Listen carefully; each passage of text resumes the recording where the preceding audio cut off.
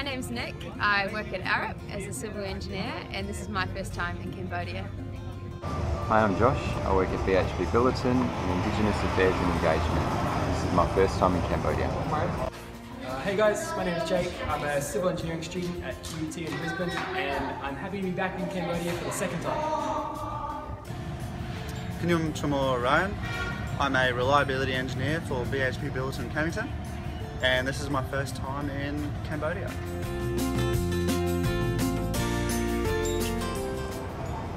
Okay, so during the trip we had an opportunity to do a homestay at a village. That was a highlight for me.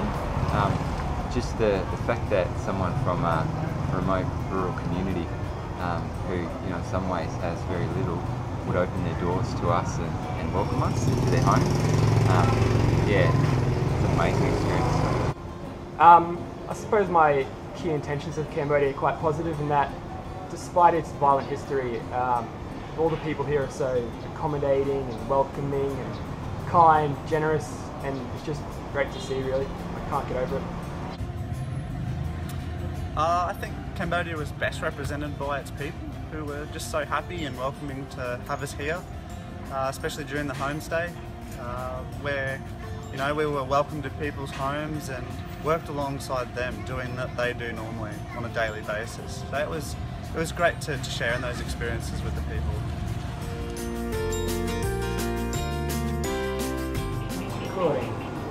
A highlight for me of this trip was when we were staying in a small rural village on an island in the Mekong River, and I was walking along a dirt track on my own, and a little boy came up to me from the other direction and he held up his hand for a high five, and there's just something incredibly moving about that moment, having such a positive interaction with someone when you can't even speak the same language as them.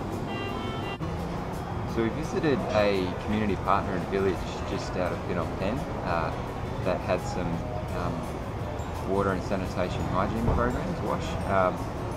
Now, it was great to see this particular community because they'd just become open defecation free, and that was something they were very proud of. They then erected a sign in the middle of the village to celebrate, and had a celebration with everyone in the community to recognise that achievement. So that was definitely a highlight for me. Personally for me, the highlight was when we were doing our homestay with the CIDT. There was one night in particular we went down and we watched the sunset over the Mekong River, and it was just one of the most beautiful things I've ever seen, and I just thought about the people I was with, where I was, what I was doing, and I literally got goosebumps. It was just that amazing. I think it's really important to understand the history or culture or community that we're working in, as that plays a really big part in developing an appropriate solution, whether that's here in Cambodia or if that's for one of our projects back in Australia. This trip has also reiterated to me the importance of education and the opportunities that can provide.